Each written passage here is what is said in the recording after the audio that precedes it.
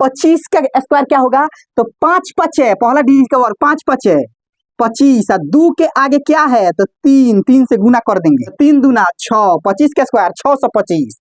35 का स्क्वायर तो 5 5 है 25, 3 के आगे क्या है? 4, तो 4 3 12, 1225। छूने से तुझको ऐसा लगा है तेरे बदन में कोई नशा है, कोई नशा है। नमस्कार दोस्तों, आज का हमारा सेशन जो है मैथ का सेशन चलने वाला है, ठीक है। और इसमें जो है हम लोग बेसिकल मैथ स्टार्ट करेंगे, इसके बेसिक से हम लोग एडवांस में जाएंगे, ठीक है। तो सबसे पहले आप लोग को पता होगा कि कंपटीशन का मैथ स्टार्ट करने से पहले उसमें जो है हम लोग बेसिक में पढ़ते हैं कि किसी संख्या का हम लोग को वर्ग करने आना चाहिए, यानी कि कोई भी डिजिट है उसका स्क्वायर निकालने आना चाहिए। तो आज हमारा चैप्टर का नाम है क्या?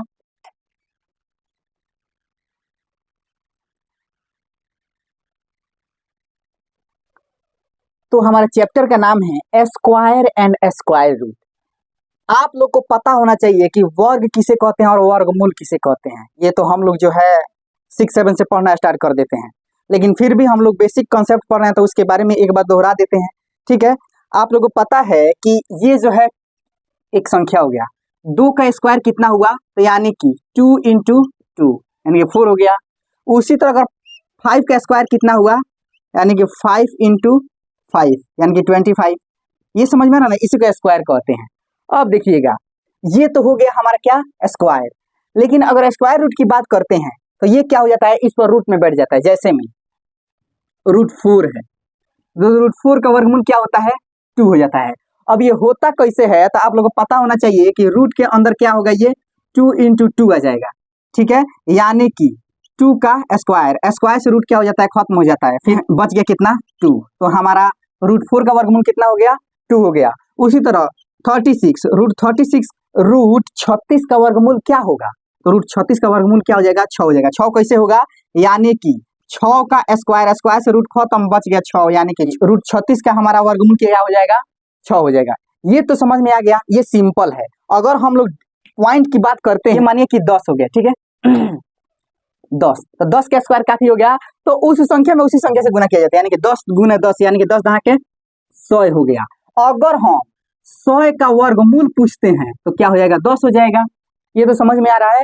अब देखिए, अगर आपसे कोई पूछ दे 0.01 का स्क्वायर क्या होगा? 0.01 का स्क्वायर क्या होगा? तो स्क्वायर में क्या होता है? डबल हो जा रहा है, यानी कि 0.01 में 0.01 से गुना किया जाएगा तो क्या हो जाएगा? तो इसमें जो है 2 अंक के बाद पॉइंट है, ठीक है। तो इसका स्क्वायर करेंगे तो क्या हो जाएगा? 0.0001, 4 अंक के बाद पॉइंट हो जाएगा स्क्वायर करने पर। अब अगर हमको अगर यही संख्या, ये तो समझ में आ गया होगा, रूट 36 का क्या होता है? 6 होता है। यही संख्या जो है अगर रूट के अंदर है, ठीक है, 0.1 2 3 4 5 6, ठीक है। अब इसका वर्गमूल क्या होगा? तो देखिएगा, जब ये डबल होगा तो क्या होता है? बाहर निकल जाता है, यानी कि स्क्वायर के रूप में क्या होता है? बाहर निकल जाता है। क्या गिनेंगे? 1 2 और 3, यानी कि इसका वर्गमूल क्या हो जाएगा? 0.123 यानी कि 001। इस तो यही डिफरेंस होता है स्क्वायर में और स्क्वायर रूट में। तो जैसा कि हम लोग स्टार्टिंग करते हैं, तो कोई भी मैथ यानी कि बनाने के लिए अगर हम स्क्वायर जानते हैं तो 1 से लेकर 20 तक, कम से कम 20 तक हम लोग को कंठस्थ याद रहना चाहिए। क्या? स्क्वायर हमको याद रहना चाहिए। लेकिन हम जब मैथ बनाने बैठेंगे तो केवल 20 तक ही जरूरत नहीं पड़ती है, हजारों तक जरूरत पड़ती है, ठीक है। तो उसको निकालने का जो है हम लोग इसमें एक ट्रिक सीखेंगे। तो देखिए, ध्यान दीजिएगा, इस वीडियो में जो है हम लोग 2 डिजिट का, यानी कि 1 से लेकर 99 तक, यानी कि 2 डिजिट का स्क्वायर निकालना सीखेंगे, ठीक है।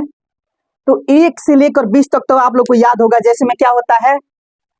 3 4 5 6 10 12 15, ये सब क्या हो गया?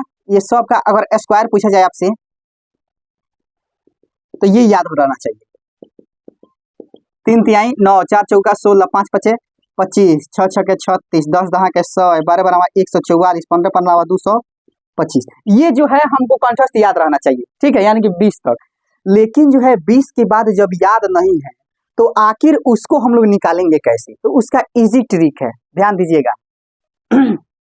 जैसे में 24 का स्क्वायर निकालना है, तो 24 का स्क्वायर तो हम नहीं जानते हैं, तो इसको किया क्या जाता है, इसमें जो है मल्टीप्लाई का विधि सीखिएगा कि इसका मल्टीप्लिकेशन करने का विधि क्या है, यानी कि गुना करने का विधि क्या है। तो क्या होता है कि दोनों का हम दो फेज में इसको निकाला जाता है। कितने फेज में? 2 फेज में निकाला जाता है। पहला फेज में क्या करेंगे, दोनों का स्क्वायर लिखेंगे। 4 का स्क्वायर क्या हो जाता है, 4 चौका 16। 2 का स्क्वायर क्या हो जाता है, 2 दूना 4। ये तो समझ में आ गया। दूसरा का फेज में क्या करेंगे हम कि ये जो है स्क्वायर नहीं रह जाता है, ये 2 बन जाता है। दूसरा का फेज में ध्यान दीजिएगा, इसको हम 2 मानकर मल्टीप्लाई कर देते हैं, यानी कि 4 को क्या करेंगे, 2 से गुना कर देंगे, यानी कि 4 गुने 2, यही 2 से मल्टीप्लाई कर देते हैं, तो 4 दूना क्या हो जाएगा 8, और जो आ जाता है उसको इससे गुना करते हैं, यानी कि 4 दूना 8 दूना 16, तो एगो छोड़कर यहाँ पर लिखा जाता है 16। 6 के 6, 6 1 7 और 4 1 5, यानी कि 24 का स्क्वायर कितना हो गया 576। अगर विश्वास नहीं हो रहा है तो हम यहाँ पर क्या करेंगे, कैलकुलेट करके एक बार देख लेंगे, यानी कि 24 गुने 24, 4 चौका 16 का 6, हाथ लगा 1, 4 दूना 8 1 9, 4 दूना 8 और 2 दूना 4, 6 का 6, 9 8 17 के 7, हाथ लगा 1 और 4 1 5, 576, यानी कि करेक्ट है। एक बार और ध्यान से देखिएगा, अगर हम मानिए कि 43 का निकालना चाहते हैं स्क्वायर, 43 का अगर हम स्क्वायर निकालना चाहते हैं तो क्या करेंगे, हमने क्या बताया था, पहला फेज में 3 तिहाई 9, जब 9 होता है तो एगो डिजिट हो रहा है, तो इसको डबल डिजिट करना जरूरी है, तो 9 से पहले काफी लगाएंगे 0, ये दिमाग में रहना चाहिए। उसके बाद 4 चौका 16, इतना तो हो गया। अब 3 दूना 6 और 6 चौका 24, एगो छोड़कर हमको लिख देना है 24, और उसके बाद क्या करेंगे, धड़ाक से जोड़ेंगे फटाक से आंसर, 9 के 9, 4 के 4, 6 2 8 1, 1849। विश्वास नहीं हो रहा है तो कैलकुलेट करके देख लीजिए, एक बार और इसको हम कैलकुलेट करके बता दे रहे हैं, यानी कि 4 का 3 का क्या हो जाएगा, 4 3 से मल्टीप्लाई करेंगे, 3 तिहाई 9, 4 तिहाई 12, 4 तिहाई 12 के 2, हाथ लगा 1, 4 चौका 16 1 17, 9 के 9, 2 2 4, 7 1 8 1 1, 1849 1849, यानी कि 2 फेज में हमारा निकल जा रहा है। अगर कोई आपसे कह दे कि 93 का 94 का करिए, 94 का स्क्वायर आप कीजिए, तो 94 का स्क्वायर करने के लिए हम क्या करेंगे, तो 94 का स्क्वायर करने के लिए 4 चौका 16, 9 9 81, पहल का फेज खत्म। दूसरा का फेज में 4 दूना 8, 8 9 72 हो गया, 6 का 6, 2 1 3, 7 1 8 8 के 8, 8836, 94 का स्क्वायर 8836, देख लीजिएगा कैलकुलेट करके। उसके बाद जो है हमारा अगर 53 का स्क्वायर करना होगा तो 3 तिहाई 0 9, 2 ठो डिजिट बताए थे, 5 5 25, फिर 3 दूना 6 और 6 5 30, 9 के 9, 0 के 0, 5 3 8, 2 के 2, यानी कि 2809 53 का स्क्वायर होता है। ठीक है, इतना तो समझ में आ गया। अब एक और सिंपल ट्रिक समझिएगा कि जिसके अंत में 5 होता है उसको हम लोग कैसे क्लियर करते हैं। तो जिसके अंत में 5 होता है, जैसे में 15 हो गया, 25 हो गया, 35 हो गया, 45 हो गया, और क्या हो गया 55 हो गया, 65 हो गया, 75 हो गया। इसको स्क्वायर करने के लिए एक लाइन में कैसे स्क्वायर करेंगे, कोई भी लास्ट में अगर ऐसे आता है तो हम इसको स्क्वायर कैसे करते हैं।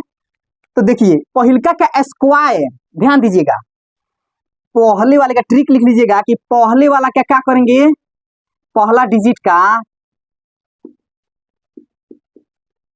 का वर्ग निकाल देंगे, यानी कि 5 5 25, और दूसरा डिजिट के एगो अगिलका अंक से गुना कर देते हैं, यानी कि दूसरा डिजिट के अगला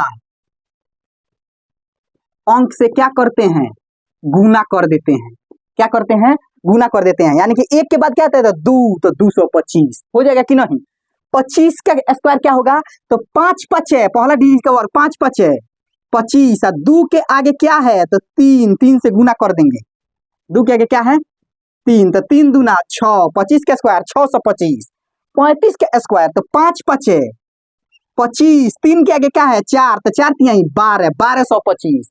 उसी तरह जो है 45 का स्क्वायर क्या होगा, तो 5 पचे 25, 4 के बाद क्या है 5, तो 5 चौका 20, 2025। 55 का स्क्वायर 5 पचे 25, और 5 के बाद क्या है 6, तो 6 पचे 30, 5 का स्क्वायर 25, 7 छके 42, 5 पचे 25, 8 सते 56, 56, यानी कि जिसके अंत में 5 है बाद वाला अंक का स्क्वायर कर दीजिएगा, पहल का अंक के दूसरा का पहल का अंक के जो बाद वाला संख्या है उससे गुना कर दीजिएगा, आपका ही निकल जाएगा। आई थिंक ये निकालना आप लोग सीख गए होंगे। होमवर्क के लिए लिख लीजिएगा आप लोग, सबका स्क्वायर खुद से प्रैक्टिस कीजिएगा, ये प्रैक्टिस है।